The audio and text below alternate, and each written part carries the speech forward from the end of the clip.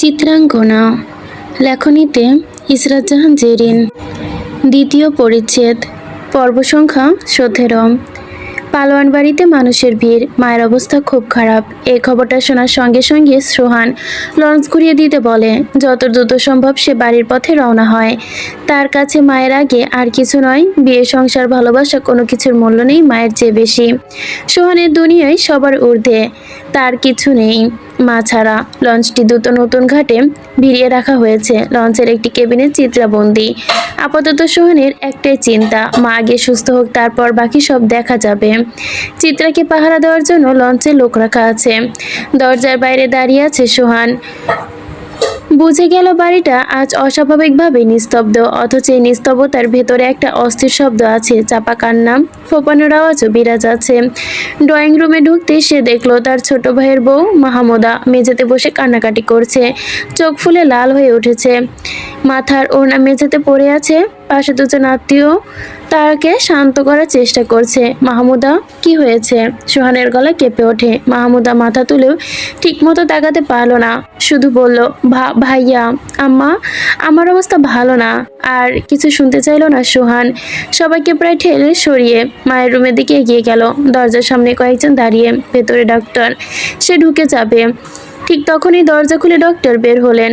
Doctor সোহানকে দেখে একটু থামলেন। সোহান ভাই, ডাক্তার ধীরে নামে উচ্চারণ করলো। আমার আম্মার কি হয়েছে? আমার ঠিক আছে তো? এক নিঃশ্বাসে সব বলে ফেলল সে। ডক্টর সরাসরি জবাব দিলেন না, বরং বললেন, আপনি একটু সাইডে আসেন। সোহান বুক ধক করে উঠল। তবু সে ডক্টরকে অনুসরণ করে করিডোরের একপাশে দাঁড়ালো। ডক্টর কিছু বললেন। আমার কি হয়েছে? তার গলা এখন স্পষ্ট কাঁপছে। ডক্টর কিছুক্ষণ চুপ রইল, মুখে দ্বিধা। তারপর বললেন, উনি হঠাৎ করেই বুকে প্রচণ্ড ব্যথা অনুভব করেন। আমার ধারণা করছি উনি হার্ট অ্যাটাক করেছিল। Heart attack? সোহানের ঠোঁট শুকিয়ে গেল। কিন্তু কিন্তু এখন কেমন আছে? ঠিক তো? ডক্টর ভারী নিঃশ্বাস ছাড়ল। আমরা চেষ্টা করছি, তবে ওনার অবস্থা খুব ক্রিটিক্যাল। প্রেশার বারবার ড্রপ করছে। ওনাকে এখনই হাসপাতালে শিফট করতে হবে। সোহান কিছুক্ষণ শব্দহীন হয়ে দাঁড়িয়ে রইল। চারপাশে সব আওয়াজ দূরে সরে গেল। শুধু নিজের হার্টবিট শুনতে পাচ্ছে। না না, এমন এমন হতে পারে না। সকালেই তো কথা বলেছিল, একদম ঠিক ছিল। সে নিজের সাথে যেন কথা বলছে। ডাক্তার শান্ত গলায় বললেন, অনেক সময় আগাম কোনো লক্ষণ থাকে না। আপনি মানসিকভাবে প্রস্তুত থাকবেন। সর্বদা সর্বোচ্চ চেষ্টা করব। প্রস্তুত? সোহান হঠাৎ ডাক্তারের দিকে তাকালো। আপনি কি বলতে চান? আমার আম্মা, উনি উনি কি? কথা শেষ করতে পারলো না ডাক্তার। ডাক্তারের চোখ নামিয়ে নিলেন। এক মুহূর্তে কিছু নিশ্চিত করতে বলা গেল না, কিন্তু সময় খুব কম। সোহানের চোখ লাল হয়ে উঠল। সে দুহাত দিয়ে মুখ ঢেকে নিয়ে এক সেকেন্ড দাঁড়িয়ে থাকলো। তারপর হঠাৎ সোজা হয়ে বলল, অ্যাম্বুলেন্স ডাকেন। যে হাসপাতালে নেওয়া লাগুক নিব। আমার আম্মার কিছু হইতে পারবে না। উনি আমাকে ছাড়া কোথাও যাইতে পারবে না। সোহান আর অপেক্ষা করলো না, দরজা ঠেলে ভেতরে ঢুকে গেল। বিছানায় তার মা শুয়ে আছে, চোখ আধ খোলা, ঠোঁট ফ্যাকাশে, বুক শুধু খুব কষ্টে যেন ওঠানামা করছে। আম্মা। সোহান বিছানার পাশে হাঁটু গেড়ে বসে পড়ে। আম্মা, আমি আইসি। মায়ের চোখ একটু নড়ল, যেন চিনতে পারলেন। ঠোঁট বাঁকালো। সোহান। খুব ক্ষীণ শব্দ হলো। সোহানের চোখ দিয়ে পানি গড়িয়ে পড়ল। আম্মা, কথা কইও না। আমরা হাসপাতালে যাবো, তুমি ঠিক হইয়া যাইবা, আমি আসি। মা কষ্ট করে হাত চেপে ধরলেন। হাতে ঠান্ডা। বাইরে মাহমুদার কান্নার আওয়াজ আরো জোরে শোনা গেল। করিডোরে দৌড়াদৌড়ি শুরু হয়েছে। সোহান মাথা নিচু করে মায়ের হাত নিজের কপালে ঠেকালো। আম্মা দেখো, সাইয়া, আমি তোমার পাশে আছি। আমার চুলে হাত বুলাইয়া একবার বাজান কইয়া ডাকো। ওই আম্মা। সোহানের মা চোখ খোলার চেষ্টা করলো। রুমে সোহানের সৎ ভাই সুমনও ছিল। সুমনের সঙ্গে দাঁড়িয়ে তার ছোট ছেলে মেয়ে দুটোই। সোহান মার মৃদু কণ্ঠে ঠোঁট নাড়ালো। বাজান, তোর সাথে একটু কথা কইবার চাই। সোহান মুহূর্তে তার ভাইয়ের দিকে তাকাতে সুমন ছেলে মেয়ে দুটোকে নিয়ে রুম থেকে বের হয়ে গেল। ছোট ছেলেটাকে যাওয়ার আগে সোহানের সামনে দাঁড়িয়ে জিজ্ঞেস করলো, বড় আব্বু, দাদুর কি হয়েছে? সোহান চোখের কোণে জল। সে ভাতিজার চুলে হাত বুলিয়ে দিয়ে বলল, কিছু না আব্বা, দাদুর কিচ্ছু হয় নাই, তুমি বাইরে গিয়া খেলাও। আস্তে আস্তে রুম ফাঁকা হয়ে যাওয়ার পর সোহান তার মায়ের শীতল কুচকানো হাত দুটো নিজের হাতে শক্ত করে ধরল। এই হাতগুলো, এই স্পর্শ, এগুলো তার ভীষণ একমাত্র স্বস্তি। যদি মা না থাকতেন, বিপদের সময় পাশে দাঁড়াতেন কে? সে কখনোই এই আরামের হাত পেত না। মা জীবনের প্রতিটি অন্ধকারের উদাহরণ হয়ে বলেছে, কালো রঙে কিছু আসে যায় না। সে কালো মেয়েকে, তার গায়ের রং, দরিদ্রতা, বাবা মায়ের অভাব, সমাজের অবহেলা সবাই বঞ্চিত করেছে। সে মেয়েটাই শেষ পর্যন্ত দাঁড়িয়েছে, হাল ছেড়ে দেয়নি, আত্মহত্যার পথ বেছে নেয়নি। কিন্তু সোহান, সে কি করলো? তার মা তাকে যে বিশ্বাস দিয়ে বড় করেছে, সেই বিশ্বাসকে বিক্রি করলো। মা জানে তার ছেলের মতো ভালো কেউ নেই, অথচ এই দুনিয়ায় নিকৃষ্ট বান্দাদের মধ্যে তার ছেলে একা খোদার দরবারে অন্যতম। খোদা তাকে সবই দিয়েছে, শক্তি, সুযোগ, জীবন, তবু হেদায়েত দেয়নি। হয়তো এটাই খোদার এক অদ্ভুত শাস্তির পন্থা। তবে কি শাস্তি এভাবেই দেওয়া হয়? সোহানের মনে আরেকটা ভয়ঙ্কর অনুভূতি ঘুরপাক খাচ্ছে। যদি সত্যি কথা বলা যেত, সত্যি বলে মায়ের সঙ্গে দুটো কথা বলা যেত, মিথ্যার আশ্রয় না নিতে পারতো। কিন্তু কিভাবে বলবে? যে ছেলেকে মা এত ভালোবেসে, সে আর কি এই ছেলে নয়? মায়ের চোখে সেই কালো রতন, যাকে সমাজ, দরিদ্রতা, অভাব, পিতৃহীন পরিবার, গায়ের রং, সৌন্দর্যহীনতা সবাই মেরে দিয়েছে। সেই রতনের ক্ষত চিহ্ন এখনো জীবনের প্রতিটি কোণে লেগে আছে। সোহানের হৃদয় ভেঙে যাচ্ছে, কিন্তু সে জানে এই সত্যের মাঝে মায়ের কাছে কোনো তুলে ধরতে পারবে না। মিথ্যার আশ্রয় না নিলে মা কিভাবে এই ছেলের দিকে তাকাবেন? এই ছেলের দ্বন্দ্ব, এই অপরাধবোধ সব মিলিয়ে জীবনের রং যেন আরো কালো হয়ে যাচ্ছে। সোহান মায়ের কথা বলার চেষ্টা করলেন। তিনি কিছুক্ষণ ছেলের দিকে তাকিয়ে রইলেন, চোখে অদ্ভুত এক নরম ভাব। তিনি চান। কি চাই আম্মা? পানি খাবা? মা মৃদু হেসে বলল, বাজান, তুই বাম পাশে আইয়া বস, ডানে তোর নানা নানি আইসা বসবো। আম্মা এসব কি কইতাছো? ভালো হইব না কিন্তু। সোহানের চোখ ভিজে উঠল। মা চেষ্টা করলেন হেসে বলতে, কান্দোস কেন সোহান? তোরে আমি শান্ত থাকবার কইছি না? আমি চাই না আমার সোহান দুইলা পড়ুক। সোহানের মা তাকে কাছে ডেকে ঝুঁকে এসে বললেন, সোহান এগিয়ে আসতে। তিনি তার চুলে মুখে হাত বুলিয়ে দিলেন, বলে, আজকে সরিষার তেল দেশ নাই বাজান, মুখ কেমন শুকাইয়া গেছে, চুলগুলা দেয়া কষকষ করতেছে। মায়ের কথায় সোহানের অন্তর ভেঙে যাচ্ছিল। এই কঠিন অবস্থায় নিজের কষ্ট ভুলে তিনি শুধু নিজের ছেলের কথাই ভাবলেন। আফসোস। সঙ্গে তিনি বললেন, আমার জীবনে একটাই দুঃখ জানোস বাজান, তোর বাবা আমারে ভালোবাসে নাই। খোদা আমাকে বাপ মায়ের ভালোবাসা দেয় নাই, স্বামীর ভালোবাসা দেয় নাই। দুঃখ আর দুঃখই পাইছি। কিন্তু জানোস খোদা আমারে কি দিছে? তোরে দিছে। তুই আমার জীবনে আইসা বাঁচার কারণ হইয়া গেলি। যার বাঁচার কোনো কারণ ছিল না, খোদা তার জন্য একটা গতি তৈরি করলো। তোর জন্মের পর যখন তোর দাইমা তোর মুখখানা দেখলো, আমার চোখে জল আইসা গেল। আমার অনেক মায়ের শখ ছিল জানোস। মায়া মানুষ নাকি মায়ের দুঃখ বোঝে। কত রাত তোরে পেটে নিয়ে তাহাজ্জুদের নামাজ পড়ছি, খোদার কাছে একখান মাইয়া চাইছিলাম, যেন আমি একটা মাইয়া পাই। কিন্তু খোদাই তোরে দিল। তোরে মানুষ করার পর বুঝলাম মায়ের দুঃখ। তার পেটে ধরা পোলাও কেমন কইরা বুঝবার পারে। সোহান মায়ের চোখের দিকে তাকায়, চোখে জল। সোহান তার মায়ের চোখের জল মুছে দেয়। আরো কত কথা ছিল। শরীরটা ভালো লাগতেছে না আজকে আর।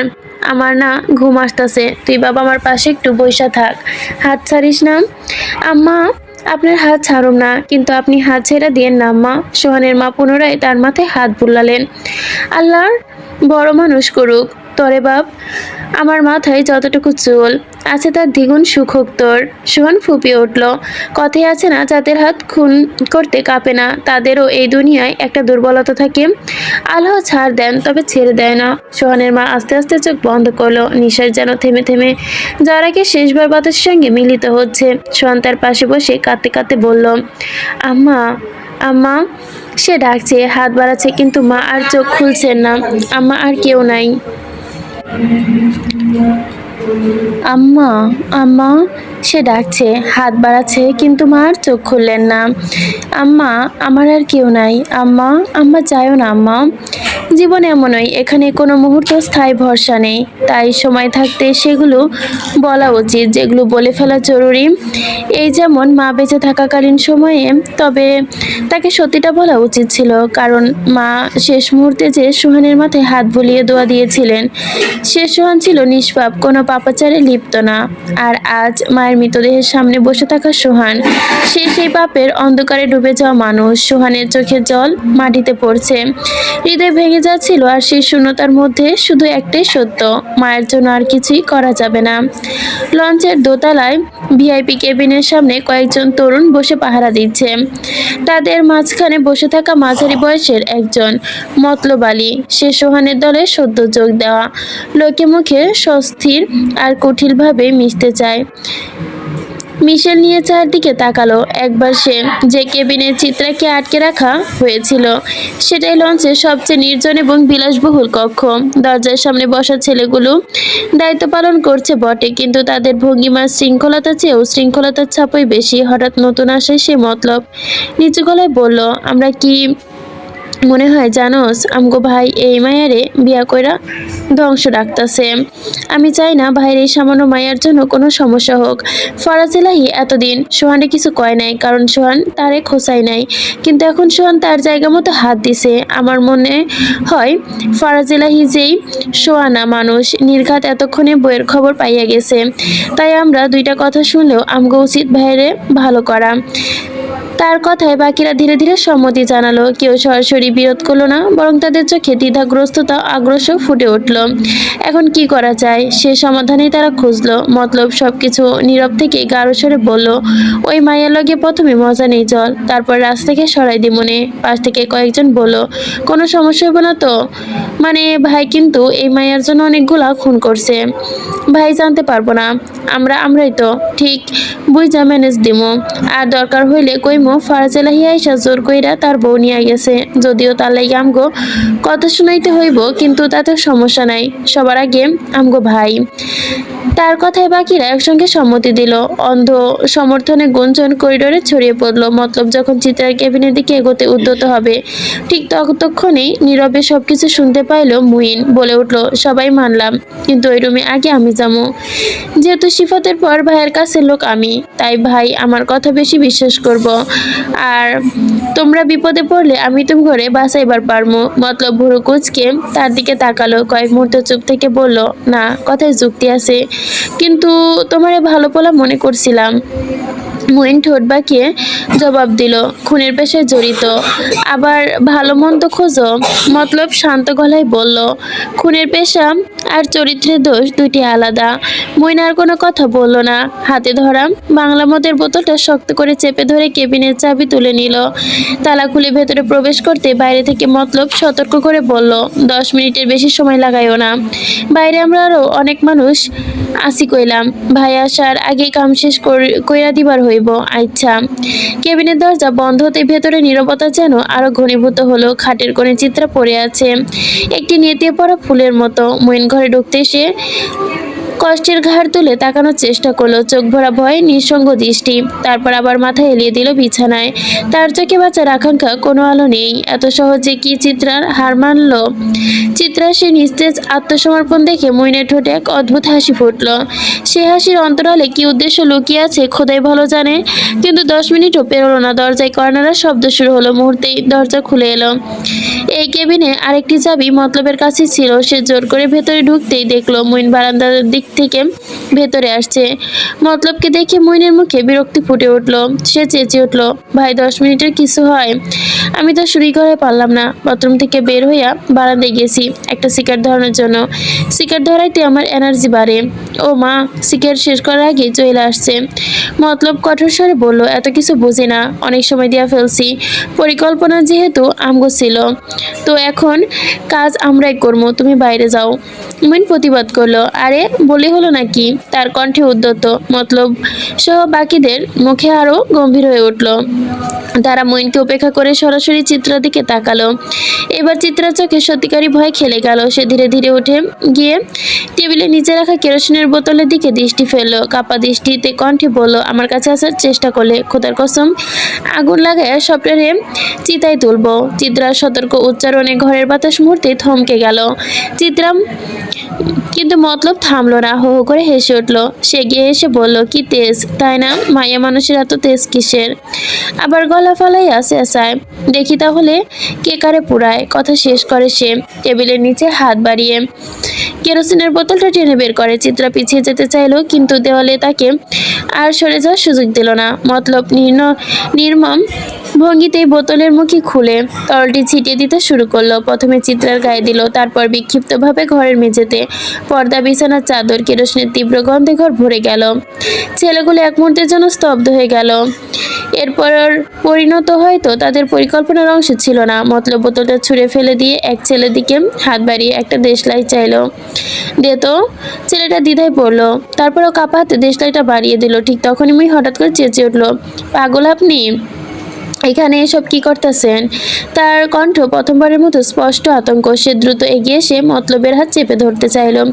মুইনের বাদ উপেক্ষা করে মতলব হাত ঝাঁপে সরে দিল। মুইন আবারও এগিয়ে এসে বলল, এটা কি ঠিক হইতাছে? আগুন লাগলে আমরা সবাই ঝামেলায় পড়মু। মতলব কটমট করে তাকালো। তুমি চুপ করো মিয়া, ভয় পাইতাছো? এতক্ষণ তো বড় বড় কথা কইতাছিলি। মুইন এবার সত্যি তার হাত চেপে ধরলো, কিন্তু মতলব পেছন ফিরে বাকি ছেলেদের দিকে তাকিয়ে কঠিন গলায় বলল, ধর ওরে, বাইরে নিয়ে যা, বেশি বুদ্ধি দেখাইতাছে। দুজন ছেলে মুহূর্তেই মুইনকে চাপড়ে ধরে। মুইন ধস্তাধস্তি করতে লাগলো, কণ্ঠ ফেটে চিৎকার, ছাড়, পাগলামি কইরো না। ভাই জানলে কেউ বাঁচবার পারবো না। কিন্তু তার কথা কেউ শুনলো না। জোর করে তাকে টেনে কেবিনের বাইরে এনে দরজা বন্ধ করে দিল। বাইরে থেকে সে দরজা ধাক্কা দিতে লাগলো। মতলব ধীরে ধীরে চিত্রার দিকে ফিরলো। তার ঠোঁটে বাঁকা হাসি, ঘরে কেরোসিনের তীব্র গন্ধ ভাসছে। চিত্রা দেওয়ালের সঙ্গে ঠেস দিয়ে দাঁড়িয়ে, চোখে ভয় থাকলেও কণ্ঠে তার দৃঢ়তা। সে ধীরে বলল, যত হাসি হেসে নে, কারণ ফারাজ এলে একটারও তোদের শেষ হাসি হবে। মতলব আবারও হেসে উঠল, ওই ফারাজ, সে আসলে কি হইব? না কাইসা বাঁচাইব? সিনেমা বেশি দেখোস নাকি? চিত্রা আর কিছু বলল না, তার দৃষ্টি স্থির। মতলব দরজার দিকে কয়েক পা এগিয়ে গিয়ে থামলো। ফিরে তাকে বিদ্রুপ ভরা কণ্ঠে বলল, নেইবার পুইরা ছাই হ, তোর সাজানো চিতায় তোরে শুয়াই দিলাম। কথা শেষ করে সে দেশলাইয়ের কাঠিতে আগুন ধরালো। ক্ষণিকেই লেলিহান শিখা তার চোখে প্রতিফলিত হলো। তারপর সে জ্বলন্ত কাঠিটি ছুঁড়ে দিল ভেজা মেঝেতে। মুহূর্তে আগুন ছড়িয়ে পড়ল। মতলব দরজা বন্ধ করে দিল, নিয়তির সঙ্গে চিত্রাকে একা ফেলে।